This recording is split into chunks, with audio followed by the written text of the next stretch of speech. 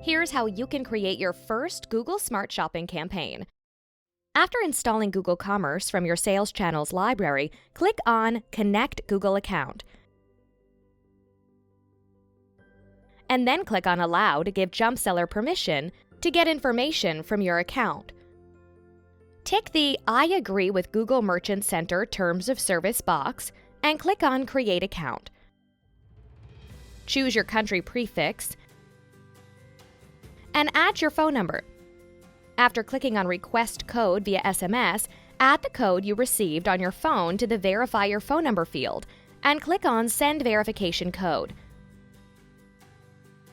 In the Country of Sales section, select the main country where you will sell your products and click on Next Step. Now you can either select an existing Google Ads account if applicable, or create a new one. If you don't already have a Google Ads account, you can create one by ticking the I agree with Google Ads Terms and Conditions box. Click on Create Ads Account. And then click on the link, Accept Account Invitation, and fill billing info. On the Google Ads page where you were redirected, click on Continue. Configure your payment information by choosing your country and adding your customer payment method information.